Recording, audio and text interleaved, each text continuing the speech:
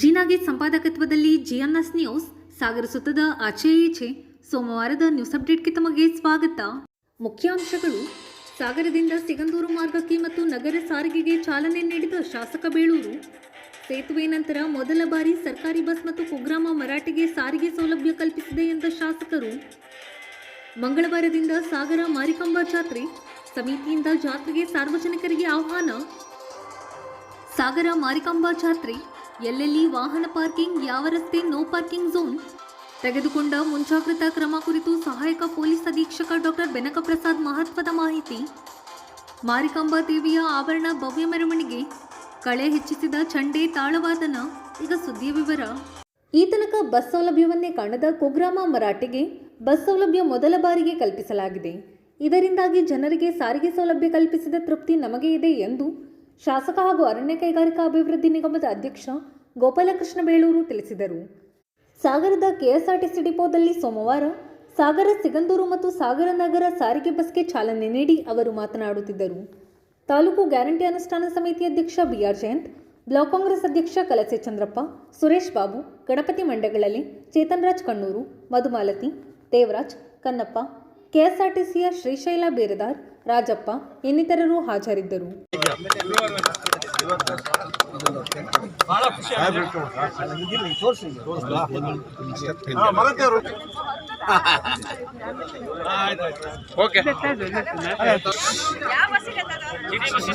ಈ ಸರಿ ಪ್ರಥಮ ಬಾರಿಗೆ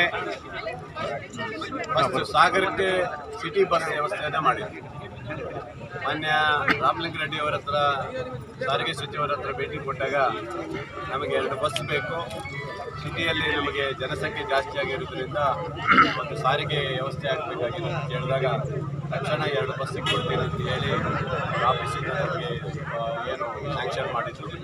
ಈಗ 2 ಬಸ್ಸನ್ನು ಕೊಡಲಿಕ್ಕೆ ಸಿಟಿಗೆ ವ್ಯವಸ್ಥೆ ಮಾಡಿದ್ದಾರೆ. ಅವರಿಗೆ ಅಭಿನಂದನೆ. ಯಾಕಂದರೆ ಸಾಗರ ಭಾಳ ದೊಡ್ಡ ವ್ಯಾಪ್ತಿ ಬೆಳೆದಿರೋದ್ರಿಂದ ಸಿಟಿಗೆ ಆದ್ಯತೆ ಇತ್ತು ಅಂತ ಸ್ವಲ್ಪ ನಮ್ಮ ಗಮನಕ್ಕೆ ಬಂದಿತ್ತು. ಅದಕ್ಕಾಗಿ ಸಿಟಿಗೆ 2 ಬಸ್ಸನ್ನು ಇಟ್ಟಿದ್ದೀನಿ. ಆನಂತರ ಸಿಗಂದೂರು ಸೇತುವೆ ಆದಮೇಲೆ ಆ ಭಾಗದ ಜನರು ನಮಗೆ ಗ್ಯಾರಂಟಿ ಯೋಜನೆಯ ಬಸ್ ಬರ್ತಾ ಇಲ್ಲ, ನಮಗೆ ಈ ಭಾಗ ಬಸ್ ಇಲ್ಲ ಅಂತ ಎಲ್ಲ ಕೇಳಿದರು. ಮರಾಠಿ ಅಂತ ಕುಗ್ರಾಮಕ್ಕೆ ಬೇಕು ಅಂತ ಕೇಳಿದರು. ಸರಿ, ನಾನು ಮೊನ್ನೆ ಹೋದಾಗ ಎಲ್ಲರೂ ಭಾರಿ ಒತ್ತಾಯನ ಹಾಕಿದ್ರು ಬಂದಾಗ. ಆನಂತರ ನಾನೆಲ್ಲ ಡಿಪೋ ಮ್ಯಾನೇಜರಿಗೆ ಮತ್ತು ನಮ್ಮ ಡಿ ಸಿ ಅವರಿಗೆಲ್ಲ ಕರೆದು ಹೇಳಿದಾಗ ಸರ್ ಆಯಿತು ಮಾಡಿಕೊಡ್ತೀವಿ ಅಂತ ಹೇಳಿದರು. ಇವತ್ತು ಅದಕ್ಕೂ ಸಹ ಬಸ್ಸನ್ನು ಇವತ್ತು ಬಿಡುಗಡೆ ಮಾಡಿದ್ದೀನಿ. ಇವತ್ತು ಅವರಿಗೆ ಸಂಪರ್ಕ ಕೊಟ್ಟಿದ್ದೀನಿ. ಒಟ್ಟಿನಲ್ಲಿ ಆ ಭಾಗದ ಜನರಿಗೆ ಭಾಳ ಸಮಸ್ಯೆ ಇತ್ತು, ಪಾಪ ಬೇಕಾಗಿತ್ತು. ಒಟ್ಟಿನಲ್ಲಿ ನಮ್ಮ ಸರ್ಕಾರ ಏನು ಕೊರೋನಾ ಅಂತ ಬಂದು ಹಿಂದಿನ ಸಾಲ ಸರ್ಕಾರದಲ್ಲಿ ಒಂದೇ ಒಂದು ಬಸ್ ಬಿಡುಗಡೆ ಮಾಡಿಲ್ಲ. ಈ ಸರಿ 4,700 ಬಸ್ಸನ್ನು ಈಗ ಬಿಡುಗಡೆ ಮಾಡಿದ್ದಾರೆ. ಮತ್ತೆ ಇನ್ನು 2,000 ಬಸ್ಸನ್ನು ಖರೀದಿ ಮಾಡ್ತೀವಿ ಅಂತೇಳಿ ಮಾನ್ಯ ಅಸೆಂಬ್ಲಿಯಲ್ಲಿ ರಾಮಲಿಂಗ ರೆಡ್ಡಿ ಅವರು ಹೇಳಿದ್ದಾರೆ. ಅದೇನಾದ್ರು ಮಾಡಿದರೆ ಇನ್ನೊಂದು 40 ಬಸ್ ನಮಗೆ ಬೇಕು. ಯಾಕಂದರೆ ಹಳೆ ಬಸ್ಸು ಸ್ವಲ್ಪ ಹಾಳಾಗಿದೆ. ಹಿಂದೆ ನಾವಿದ್ದಂಥ ಸಂದರ್ಭ ಪಟ್ಟಂಥದ್ದು ಒಂದಿಷ್ಟು ಬಸ್ಸುಗಳು ಹಾಳಾಗಿ ಈಗ ನಮಗೆ 60 ಬಸ್ ಹತ್ತಿರ ಬಂದುಬಿಟ್ಟಿದೆ. ಅದರಿಂದ ಇನ್ನೊಂದು 25-30 ಬಸ್ ಬರಬೇಕು ಅನ್ನೋದು ನಾವು ಇವತ್ತು ಹೆಚ್ಚು ನೋಡ್ತಾ ಇದ್ದೀವಿ. ಹಾಗಾಗಿ ಇನ್ನೊಂದು 30 ಬಸ್ಸು ಕೊಡಬೇಕು ಅಂತ ನಾವು ಕೇಳ್ಕೊಂಡಿದ್ದೀವಿ. ಬಹುಶಃ ಮೊನ್ನೆ ಒಂದು ಎಷ್ಟು ಬಸ್ 6-7 ಬಂದು ಒಟ್ಟು ಟೋಟಲಾಗಿ. ಅದನ್ನು ಕೆಲವು ಭಾಳ ಸಂಪರ್ಕ, ಉದಾಹರಣೆ ನೀವು ನೋಡಿ, ಇವತ್ತು ಭಾಳ ಜನ ರೋಗಿಗಳಾಗಿ ಇವತ್ತು ನಮ್ಮ ಮಣಿಪಾಲಕ್ಕೆ ಹೋಗ್ತಿದ್ರು. ಅವರಿಗೆ ಒಳ್ಳೇದಾಗಬೇಕಂತೇಳಿ ಮಣಿಪಾಲಕ್ಕೆ ಬಸ್ ಬಿಟ್ಟಿದ್ದೀನಿ. ಭಾಳ ಜನ ಖುಷಿ ಬಿದ್ದಿದ್ದಾರೆ. ಸಾರ್, ಮಣಿಪಾಲ ಒಂದು ಬಸ್ ಬಿಟ್ಟಿದ್ದಂತೂ ನಾವು ಮರೀಲಿಕ್ಕಾಗಲ್ಲ ಅನ್ನೋ ರೀತಿಯಲ್ಲಿ ಹೇಳ್ತಾರೆ. ಆಮೇಲೆ ಎಲ್ಲದಕ್ಕೂ ಬಿಟ್ಟಿದ್ದೀನಿ, ಮಂತ್ರಾಲಯಕ್ಕೆ ಬಿಟ್ಟಿದ್ದೀನಿ. ಹಾಗೆ ಇನ್ನೊಂದು ಹೊಸ ಬಸ್ ಬಂದರೆ ಮಣಿಪಾಲಕ್ಕೆ ಬಿಡಬೇಕಂತ ನಾವು ತೀರ್ಮಾನ ಮಾಡಿದ್ದೀವಿ. ಯಾಕಂದರೆ ತುಂಬ ಜನ ಬಡವರು ಇವತ್ತು ಮಣಿಪಾಲ ಮತ್ತು ಎಲ್ಲಕ್ಕೆ ಹೋಗ್ತಾ ಇದ್ದಾರೆ. ಅವರಿಗೆ ಒಂದು ಆದ್ಯತೆಯನ್ನು ಕೊಟ್ಟಿದ್ದೀವಿ. ಈ ಥರ ಒಂದು ಮಾಡಿದ್ದೀವಿ. ಒಟ್ಟಿನಲ್ಲಿ ನಮ್ಮ ಸಾಗರದ ಇದರಲ್ಲಿ ಹೆಚ್ಚಿನ ವ್ಯವಸ್ಥೆ ಮಾಡಬೇಕಂತ ತೀರ್ಮಾನ ಮಾಡಿದ್ವಿ. ಹಾಗೆ KSRTC ಬಸ್ಸಿಗೆ ಈಗಾಗಲೇ 1 ಕೋಟಿ ಬಿಡುಗಡೆ ಆಗಿದೆ. ಇನ್ನೊಂದು ಕೋಟಿ ಇದು ಬಸ್ ಸ್ಟ್ಯಾಂಡಿಗೆ ಇದಕ್ಕೆ ರೆಡಿ ಮಾಡೋಕ್ಕೆ, ಮಾದರಿ ಬಸ್ ಸ್ಟ್ಯಾಂಡ್ ಮಾಡೋಕ್ಕೆ ಈಗಾಗಲೇ ಹೈಟೆಕ್ ಬಸ್ ಸ್ಟ್ಯಾಂಡಿಗೆ ಈಗ 3 ಕೋಟಿ ರೂಪಾಯಿ ಅಂದಾಜು ವೆಚ್ಚ ತಯಾರು ಮಾಡಿದ್ದೀವಿ. ಈಗಾಗಲೇ ಈ ರೀತಿ ಮಾದರಿಯ ಬಸ್ ಸ್ಟ್ಯಾಂಡ್ ಆಗಿ ಬರ್ತದೆ. ಈ ರೀತಿ ಬರುತ್ತೆ. ಅದನ್ನು ಈಗಾಗಲೇ 1 ಕೋಟಿ ರೂಪಾಯಿ ಈಗ ಸರ್ಕಾರ ಬಿಡುಗಡೆ ಆಗಿದೆ. ಇನ್ನೊಂದು ಕೋಟಿ ನಂತರ ಬಿಡುಗಡೆ ಮಾಡ್ತೀನಿ ಅಂತ ಹೇಳಿದರೆ ಒಟ್ಟು 3 ಕೋಟಿ ರೂಪಾಯಿನ ಸರ್ಕಾರ ಬಿಡುಗಡೆ ಮಾಡ್ತೀನಿ ಅಂತ ಹೇಳಿ ಮಾನ್ಯ ಮಂತ್ರಿಗಳಾದ ರಾಮಲಿಂಗ ರೆಡ್ಡಿ ಅವರು ಮತ್ತು ಬೈರತಿ ಸುರೇಶ್ ಅವರು ಹೇಳಿದ್ದಾರೆ. ಇಷ್ಟು ವ್ಯವಸ್ಥೆ ಆಗಬೇಕು ಅನ್ನೋದು ನಮ್ಮ ಉದ್ದೇಶ. ಯಾಕಂದರೆ ಭಾಳ ಹಳೇದಾಗಿದೆ. ಈಗ ಆ ಕಾಲದಲ್ಲಿ ಕಾಗೋಡು ಸಾಹೇಬರು ಕೊಟ್ಟಿದ್ದು, ಆನಂತರ ಅದು ಸ್ವಲ್ಪ ರಿಪೇರಿ ಮಾಡೋಕ್ಕಾಗಲಿಲ್ಲ. ಈಗ ನಾವು ಅದನ್ನು ಹೈಟೆಕ್ ಕೊಡಬೇಕು ಅಂತ ವ್ಯವಸ್ಥೆ ಮಾಡಿದ್ದೀವಿ. ಸರ್, ಈಗ ನಗರ ಸಾರಿಗೆ ಯಾವ ಗಾರ್ಮೆಂಟ್ಸಿ ಬರೋದಿದ್ರೆ ಅಂಥವ್ರಿಗೆ ಸರ್ ಫೀಸ್ ಎಷ್ಟು ಮಾಡಿದ್ರೆ ₹6 ಮಿನಿಮಮ್ ಇದಕ್ಕೆ ಮಾಡಿದ್ದೀವಿ. ಇದಕ್ಕಾದ್ರೂ ಪುರುಷರಿಗೆ ಎರಡು ಹೋಗುತ್ತೆ ಬಸ್, ಅಲ್ಲಿ ಲಾಸ್ಟ್ ಬಾರ್ಡರ್ವರೆಗೆ ಹೋಗುತ್ತೆ. ಅದ ನಂತರ ಡಿಮ್ಯಾಂಡ್ ಆದರೆ ಇನ್ನೊಂದು ಬಸ್ ಬಿಡ್ತೀವಿ. ಸಿಗಂದೂರು ಸೇತುವೆ ಆಗಿದ್ದರಿಂದ ಡಿಮ್ಯಾಂಡ್ ಆದರೆ ಯಾವ್ದಾದ್ರು ರೂಟ್ ಕ್ಯಾನ್ಸಲ್ ಮಾಡಿ ಬಿಡಲಿಕ್ಕೆ ಅವಕಾಶ ಇದೆ. ಶಿವಮೊಗ್ಗದಲ್ಲಿ ಕೆಲವು ಬಸ್ಗಳು ಬೇರೆ ಬೇರೆ ಕಡೆ ಹೋಗ್ತಾ ಇದ್ದಾವೆ. ಈಗ DC ಹತ್ರ ಮಾತಾಡಿದ್ದೀನಿ, ಆ ಬಸ್ಸನ್ನು ಈ ಕಡೆ ಕೊಡ್ತೀನಿ ಅಂತ ಹೇಳಿದ್ದಾರೆ. ಅದಕ್ಕೂ ಸಹ ವ್ಯವಸ್ಥೆ ಮಾಡಿ. ಈಗ ಇದು ಜಾತ್ರೆ ಲಿಂಗದಳ್ಳಿವರೆಗೆ ಕಳಿಸ್ತೀವಿ, ಇಕ್ಕೇರಿ ದಾಟಿಸಿ ಕಳಿಸ್ತೀವಿ, ಈ ಕಡೆ ಕುಗ್ವೆ ದಾಟಿಸಿ ಇರುವಂತವರೆಗೆ ಕಳಿಸ್ತೀವಿ. ಓಕೆನಾ? ರಾಜ್ಯ ಸರ್ಕಾರ ಹಿಂದೆ ನಾನೇ ಒಂದು ಪೊಲೀಸ್ ಇಲಾಖೆ ಒಂದು 2-3 ಜೀಪ್ ಕೊಡಿಸಿದ್ದೆ ಹೊಸನಗರ ಮತ್ತು ಇದು ಆನಂದಪುರಕ್ಕೆ. ಈಗ ಇವತ್ತು 2 ಜೀಪು ರಾಜ್ಯ ಸರ್ಕಾರದಿಂದ ಬಂದಿದೆ. ಇವತ್ತು ಈಗ ಗಣಪತಿ ದೇವಸ್ಥಾನದಲ್ಲಿ ಪೂಜೆ ಮಾಡಿ ಕಳಿಸಿದ್ದೀನಿ. 2 ಹೊಸ ಜೀಪ್ ಬಂದಿದೆ ಸಿಟಿಗೆ, ಸಾಗರ್ ರೂರಲ್. ಫೆಬ್ರವರಿ 3ರಿಂದ 11ರವರೆಗೆ ನಡೆಯುವ ಜಾತ್ರೆಗೆ ಸಕಲ ಸಿದ್ಧತೆ ನಡೆದಿದ್ದು, ಜಾತ್ರೆ ಹಿನ್ನೆಲೆಯಲ್ಲಿ ಧಾರ್ಮಿಕ ವಿಧಿವಿಧಾನಗಳು ಅತ್ಯಂತ ಯಶಸ್ವಿಯಾಗಿ ನಡೆದಿದ್ದು, ಸೋಮವಾರ ರಾತ್ರಿಯಿಂದಲೇ ತವರು ಮನೆಯಲ್ಲಿ ಅಮ್ಮನವರ ಪ್ರತಿಷ್ಠಾಪನೆ ಕಾರ್ಯ ನಡೆಯಲಿದೆ ಎಂದು ಶ್ರೀ ಮಾರಿಕಾಂಬಾದೇವಿ ನ್ಯಾಸ ಪ್ರತಿಷ್ಠಾನದ ಅಧ್ಯಕ್ಷ KN ನಾಗೇಂದ್ರ ತಿಳಿಸಿದರು. ಸಾಗರದ ಕರ್ನಾಟಕ ಕಾರ್ಯನಿರತ ಪತ್ರಕರ್ತರ ಭವನದಲ್ಲಿ ಸೋಮವಾರ ಕರೆಯಲಾಗಿದ್ದ ಸುದ್ದಿಗೋಷ್ಠಿಯಲ್ಲಿ ಅವರು ಮಾತನಾಡುತ್ತಿದ್ದರು. ಉಪಾಧ್ಯಕ್ಷ ಸುಂದರ್ ಸಿಂಗ್ ಹಾಗೂ ಕೃಷ್ಣಮೂರ್ತಿ ಮಾತನಾಡಿದರು.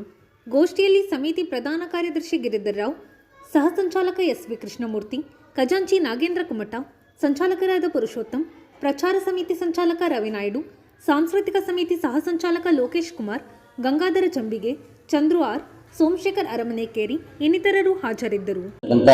ಶ್ರೀ ಮಾರಿಕಾಂಬಾ ವ್ಯವಸ್ಥಾಪಕ ಸಮಿತಿಯ ಎಲ್ಲರಿಗೂ ನಮಸ್ಕರಿಸ್ತಾ, ಮತ್ತೆ ಪತ್ರಿಕಾ ಮಿತ್ರರು ಮತ್ತು ಮಾಧ್ಯಮದವರು ಎಲ್ಲರಿಗೂ ಸಾಗರದ ಇತಿಹಾಸ ಪ್ರಸಿದ್ಧ ಶ್ರೀ ಮಾರಿಕಾಂಬಾ ಜಾತ್ರೆಗೆ ತಮ್ಮಗಳದೇ ಮೇನ್ ಸಹಕಾರ ನೀಡಿ ಎಲ್ಲರೂ ಪತ್ರಿಕಾ ಮಾಧ್ಯಮದವರು ಎಲ್ಲರೂ ನೋಡಿದಿರ್ಬೋದು, ಎಲ್ಲರೂ ಈ ಪ್ರಚಾರ ಮಾಡೋದ್ರಿಂದ ಈ ಸಾಗರದ ಮಾರಿ ಜಾತ್ರೆಗೆ ಮೆರುಗು ಬರುತ್ತೆ. ಆ ಕಾರಣದಿಂದ ತಾವುಗಳು ಶ್ರೀ ಮಾರಿಕಾಂಬಾ ದೇವಸ್ಥಾನದ ಎಲ್ಲ ಪ್ರಚಾರಗಳನ್ನು ಮಾಡಿದ್ದೀರಾ ಇಲ್ಲಿಯವರೆಗೆ. ಇನ್ನು ಮುಂದೆ ಆಗತಕ್ಕಂಥ ಕಾರ್ಯಕ್ರಮಕ್ಕೂ ತಾವು ಸಹಕರಿಸಿ ಇದೇ ರೀತಿ ಎಲ್ಲರೂ ಶ್ರೀ ಮಾರಿಕಾಂಬಾ ದೇವಿಗೆ ಸಹಕರಿಸಿ ಎಲ್ಲರೂ ಪಾತ್ರರಾಗ್ಬೇಕಂತ ತಾವು ಹೇಳ್ಕೊಂತೀನಿ. ತಮ್ಮ ಏನೇನು ನೀವು ಪ್ರಚಾರ ಮಾಡ್ತಾರೆ ಆ ಪ್ರಚಾರದಿಂದಲೇ ಪ್ರತಿದಿನ ಜನಗಳು ದಿನಕ್ಕೂ ನೀವು ಪ್ರಚಾರ ಮಾಡ್ಕೊಂಡು ಜನಗಳು ಜಾಸ್ತಿ ಆಗ್ತಾ ಇರ್ತಾರೆ. ಈ ಬಾರಿ ಒಂದು 25ರಿಂದ 30 ಲಕ್ಷ ಜನ ಬರೋಂಥ ನಿರೀಕ್ಷೆ ಇದೆ. ಈಗ ನಮ್ಮಲ್ಲೂ ಸಣ್ಣ ಪುಟ್ಟ ತಪ್ಪುಗಳು ಆಗಿರ್ಬೋದು, ಅದನ್ನೆಲ್ಲ ಕ್ಷಮಿಸ್ಕೊಂಡು ಈ ಮುಂದೆ ಆಗಂತ ಕೆಲಸಗಳಿಗೆ ತಾವೆಲ್ಲ ಸಾಕು. ಮಾರಿ ಜಾತ್ರೆಯ ಪೂರ್ವಭಾವಿಯ ಒಂದು ಪತ್ರಿಕಾಗೋಷ್ಠಿ ಮಾಡ್ತಾ ಇದ್ದಾರೆ.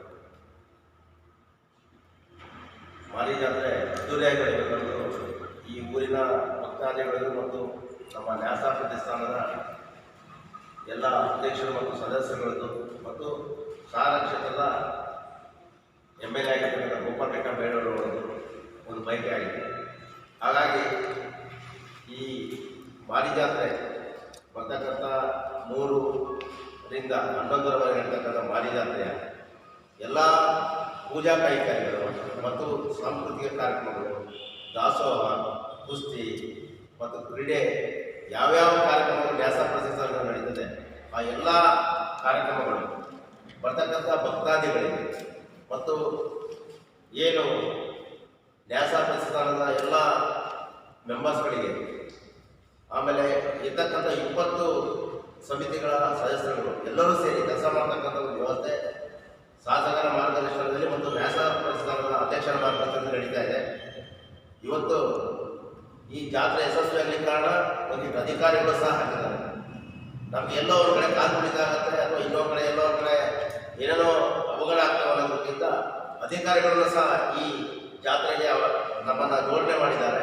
ಆ ಜೋಡಣೆ ಮಾಡಿರ್ತಕ್ಕಂಥ ಉದ್ದೇಶ ಜಾತ್ರೆ ಸುಸಜ್ಜಿತವಾಗಿ ನಡೀಬೇಕು ಅನ್ನೋ ದೃಷ್ಟಿಯಿಂದ. ಅದಲ್ಲದೆ ಇನ್ನು ಬರ್ತಕ್ಕಂಥ ನಾಳೆ ಏನು ಮಂಗಳವಾರದ ಪೂಜೆ ಇದೆ, ಆ ಪೂಜೆಯೂ ಸಹ ಏನು ಭಕ್ತಾದಿಗಳಿಗೆ ಸುಸಜ್ಜಿತವಾಗಿ ಒಂದು ಪೂಜೆಯ ವ್ಯವಸ್ಥೆ ನಡೀಬೇಕು ಅನ್ನೋ ದೃಷ್ಟಿಯಿಂದ ಒಂದು 3-4 ಲೈನ್ಗಳು ಮಾಡಿ ಅದಕ್ಕೆ ಯಾವ್ಯಾವ ರೀತಿಯ ಬಿಡಬೇಕಂತ ಹೇಳ್ತಕ್ಕಂಥ ಎಲ್ಲ ಮಾರ್ಗದರ್ಶನಗಳು ನಿನ್ನೆ ರಾತ್ರಿ 11:30ವರೆಗೂ ಕೂತ್ಕೊಂಡು ಸಮಿತಿಯವರ ಜೊತೆ ಚರ್ಚೆ ಮಾಡಿರ್ತಕ್ಕಂಥ ಅಧಿಕಾರಿಗಳು MLA ಜೊತೆ ಕೂತ್ಕೊಂಡು ಮಾತಾಡಿ ಅದನ್ನೆಲ್ಲ ಮಾಡಿ ಈ ರೀತಿ ಜಾತ್ರೆ ಭಾರಿ ಒಳ್ಳೆಯ ರೀತಿಯಲ್ಲಿ ಒಂದು ಭಾರಿ ಸುಸಜ್ಜಿತವಾಗಿ ನಡೀತಕ್ಕಂಥ ಒಂದು ವ್ಯವಸ್ಥೆ ಆಗಿದೆ. ಅದಕ್ಕೆ ನಿಮ್ಮೆಲ್ಲರ ಮಾಧ್ಯಮ ಮಿತ್ರರ ಸಹಕಾರ ಬೇಕು ಮತ್ತು ಈ ಊರಿನ ಜನರ ಮತ್ತು ಭಕ್ತಾದಿಗಳ ಮತ್ತು ಬಂದಿರತಕ್ಕಂಥ ನಮ್ಮ ಶ್ರೀ ಮಾರಿಕಾಂಬಾ ದೇವಿ ಸಾಗರದ ಶ್ರೀದೇವಿ ಶ್ರೀ ಮಾರಿಕಾಂಬಾ ದೇವಿಯ ಜಾತ್ರೋತ್ಸವ 2026 ನಾಳೆಯಿಂದ ಸಾಗರದಲ್ಲಿ ಅತ್ಯಂತ ಯಶಸ್ವಿಯಾಗಿ ಅದ್ದೂರಿಯಾಗಿ ಪ್ರಾರಂಭವಾಗ್ತಾ ಇದೆ. ತಾಯಿ ಜಗನ್ಮಾತೆಗೆ ಬ್ರಾಹ್ಮಿ ಮುಹೂರ್ತದಲ್ಲಿ ಪೂಜೆಯನ್ನು ಸಲ್ಲಿಸುವ ಮೂಲಕ ಪೂಜಾ ವಿಧಿವಿಧಾನದ ಕಾರ್ಯಕ್ರಮಗಳು ಮಾರಿಕಾಂಬಾ ದೇವಿಯ ತವರು ಮನೆಯಲ್ಲಿ ಪ್ರಾರಂಭವಾಗ್ತದೆ. ಸಕಲ ಸದ್ಭಕ್ತರುಗಳು ಲಕ್ಷಾಂತರ ಸಂಖ್ಯೆಯಲ್ಲಿ ಆಗಮಿಸುತ್ತಿದ್ದಾರೆ.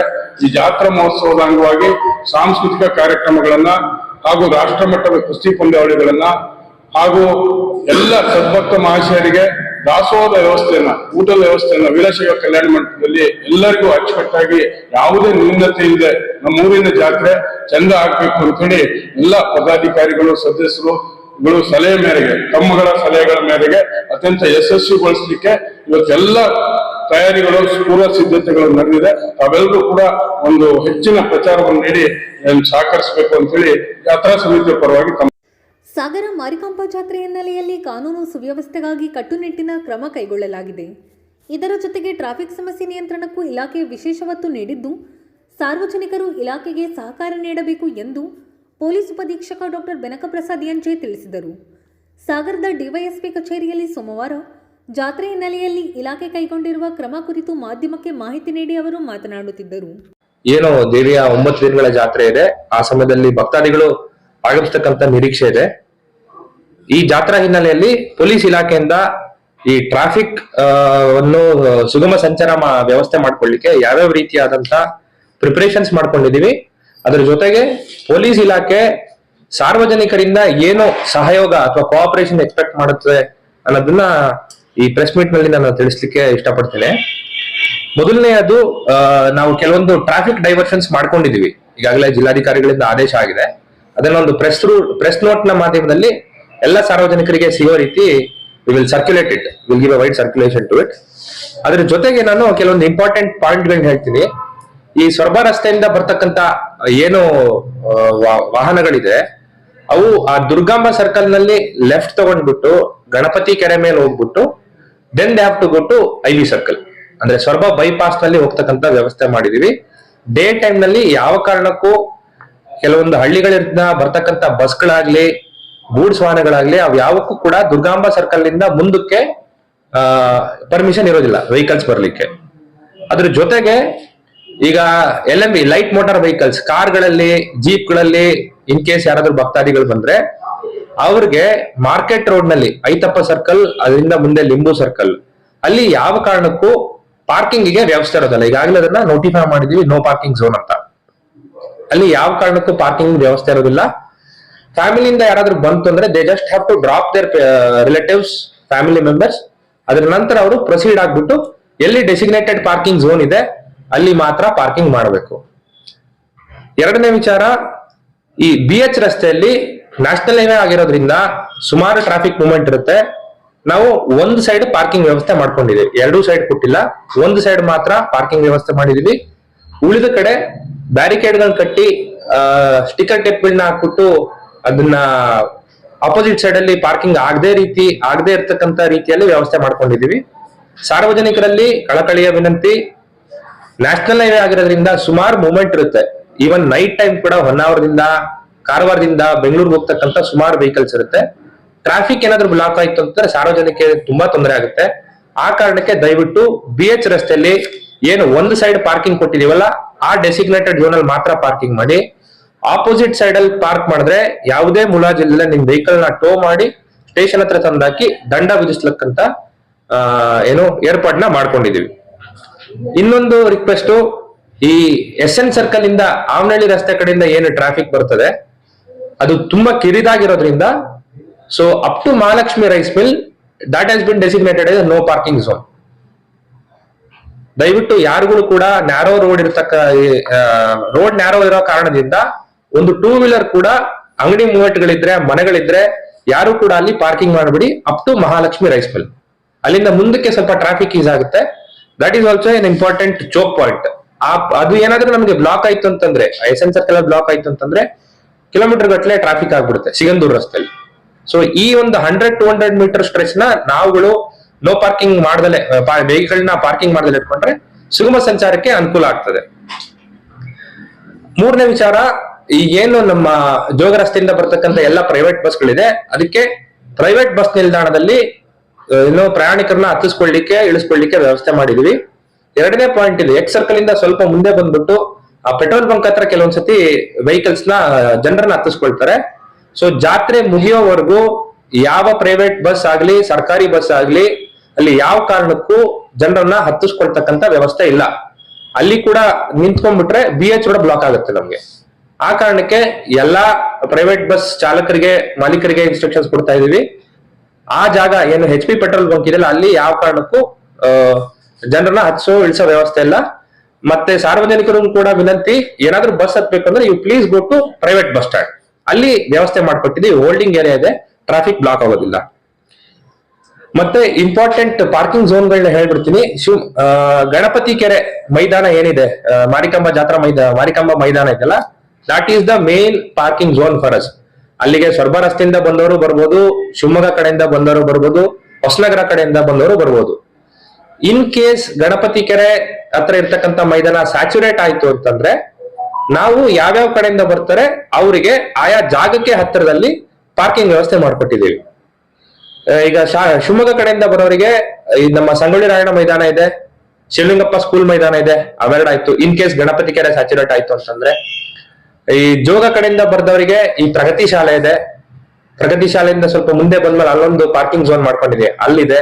ಸೊರಬ ರಸ್ತೆಯಿಂದ ಬಂದವರಿಗೆ ಮೇನ್ಲಿ ಗಣಪತಿ ಕೆರೆ ಅಂತ ತೋರಿಸ್ಕೊಂಡಿದ್ವಿ. Detailed video will be circulated. ಒಂದು ಡೀಟೇಲ್ ಆಗಿರ್ತಕ್ಕಂಥ ಒಂದು ವಿಡಿಯೋ ಸರ್ಕ್ಯುಲೇಟ್ ಮಾಡ್ತೀವಿ, ಅದರಲ್ಲಿ ಎಲ್ಲ ಇನ್ಸ್ಟ್ರಕ್ಷನ್ಸ್ ಇದೆ, ಯಾವ ಕಡೆಯಿಂದ ಬಂದವರು ಎಲ್ಲೆಲ್ಲಿ ಪಾರ್ಕ್ ಮಾಡಬೇಕು ಅಂತ. ಸಾಗರದ ಶ್ರೀ ಮಾರಿಕಾಂಬೆಗೆ ತೊಡಿಸುವ ಬಂಗಾರ ಮತ್ತು ಬೆಳ್ಳಿಯ ಆಭರಣವನ್ನು ಭಾನುವಾರ ಜಯಲಕ್ಷ್ಮಿ ಜುವೆಲ್ಲರ್ಸ್ನ ರತ್ನಾಕರ್ ಶೇಟ್ ಮತ್ತು ಮಕ್ಕಳು ಮನೆಯಿಂದ ತಂದು ಅಮ್ಮನವರಿಗೆ ಒಪ್ಪಿಸುವ ಧಾರ್ಮಿಕ ಕಾರ್ಯಕ್ರಮ ವಿಜೃಂಭಣೆಯಿಂದ ನಡೆಯಿತು.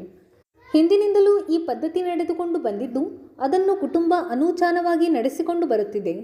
ಚಂಡೆ ವಾದನದ ಮೂಲಕ ಆಭರಣವನ್ನು ತರಲಾಯಿತು. ಈ ಸಂದರ್ಭದಲ್ಲಿ ಶಾಸಕ ಗೋಪಾಲಕೃಷ್ಣ ಬೇಳೂರು, ಪ್ರಮುಖರಾದ KN ನಾಗೇಂದ್ರ, ಗಿರಿಧರ್ ರಾವ್, ಸುಂದರ್ ಸಿಂಗ್, ಕೃಷ್ಣಮೂರ್ತಿ, ನಾಗೇಂದ್ರ ಕುಮಟ, ಗಣೇಶ್ ಶೇಟ್, ರಾಘವೇಂದ್ರ ಶೇಟ್, ಅರುಣ್ ಕುಮಾರ್, SK ಪ್ರಶಾಂತ್, ರಾಜಕುಮಾರ್, ಮೋಹನ್ ಶೇಟ್ ಇನ್ನಿತರರು ಹಾಜರಿದ್ದರು.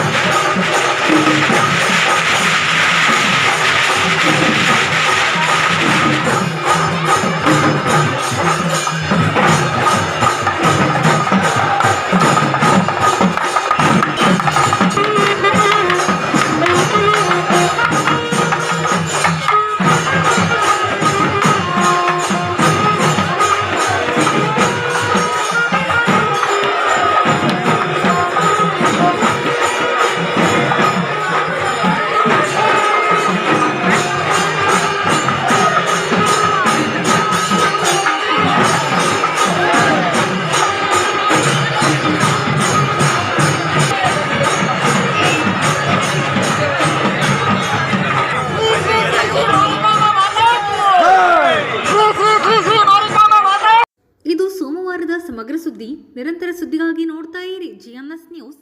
ನಮಸ್ಕಾರ.